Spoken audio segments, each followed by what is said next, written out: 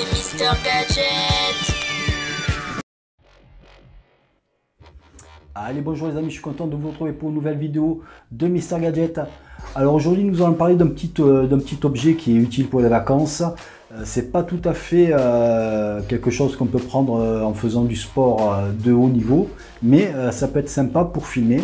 Donc on va parler effectivement d'une caméra qui tient dans la poche, c'est du DJI Osmo Pocket, première génération. Donc c'est un appareil que moi j'ai eu en reconditionné occasion, donc c'est un appareil qui a à peu près une année, et donc je vais vous dire ce que j'en pense.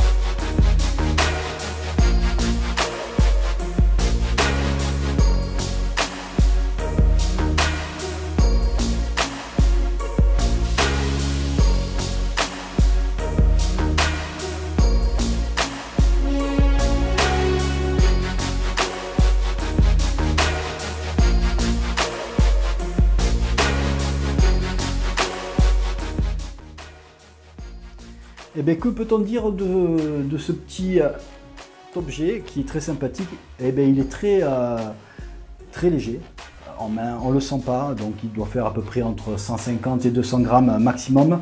Il est équipé d'une tête gimbal, c'est-à-dire avec l'objectif, donc vous pouvez l'utiliser dans tous les sens. Vous allez avoir une vidéo qui est stabilisée. Et donc il a quelques outils qui est sympa aussi. Donc vous avez un mode suivi tracking. Donc vous appuyez sur l'écran de l'appareil et vous allez avoir un mode tracking qui va vous suivre dans tous les sens. Donc là, moi je me filme actuellement avec ce petit appareil, mais j'ai désactivé le mode tracking. Donc c'est pour ça que si je bouge, ben écoutez, vous ne voyez pas l'objectif bouger. Il n'y a pas de mouvement dans la vidéo. Donc je vous laisse ce petit appareil pour compléter ma gamme d'objets caméra, parce que je le trouve très utile. Moi je l'ai équipé quand je sors d'une pince comme ça que je mets sur mon sac à dos. Et donc je ne m'occupe pas de filmer quoi que ce soit, c'est la caméra qui s'occupe de tout. Et donc moi je peux faire par exemple d'autres activités comme la randonnée ou quoi que ce soit, je m'occupe de rien, c'est l'appareil qui s'occupe de tout. Donc de ce côté là, il est très polyvalent et très utile. Après pour d'autres modes, comme un mode, si on veut l'utiliser comme un mode professionnel, je le conseille pas, il n'est pas encore assez poussé, je trouve. Il a un petit capteur de moins d'1 pouce, donc dans certains cas il va être limite, même s'il filme en 4K. Donc je le déconseille dans un mode professionnel. En mode vacances ou semi-pro, c'est pas mal. Pour du YouTube, c'est extra, c'est très polyvalent et c'est pas mal.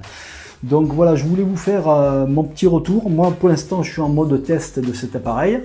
Donc apparemment la vidéo, moi je la mets en 2,7K. Il filme très bien. Je l'ai équipé d'une carte mémoire assez conséquente de 128 Go, donc il fait le job. Donc je vais pousser le test de cet appareil un petit peu plus en avant. Ça fait que quelques jours que je l'ai, mais dans les situations que je me suis trouvé, il s'en est bien sorti. Le seul petit bémol, c'est que je n'ai pas encore utilisé le mode stabilisé sport. J'ai trouvé que dans une randonnée avec la stabilisation que j'avais mis normale, c'était pas assez. Il y avait un peu des saccades, vous le verrez un petit peu dans les tests que j'ai fait. Et donc moi il me manque de tester le mode de sport qu'il y a en stabilisation, et j'espère que de ce côté là ça conviendra. Mais pour l'instant en utilisation basique pour des vidéos de vacances, c'est très bien. Voilà, pour ma part la vidéo tire à sa fin. N'hésitez pas à mettre un petit pouce bleu si vous avez aimé la vidéo, et puis n'hésitez pas à vous abonner si c'est toujours pas fait. Pour ma part, je vous dis à bientôt. Faites attention à vous, et puis on se retrouve pour une nouvelle vidéo. Allez, ciao ciao!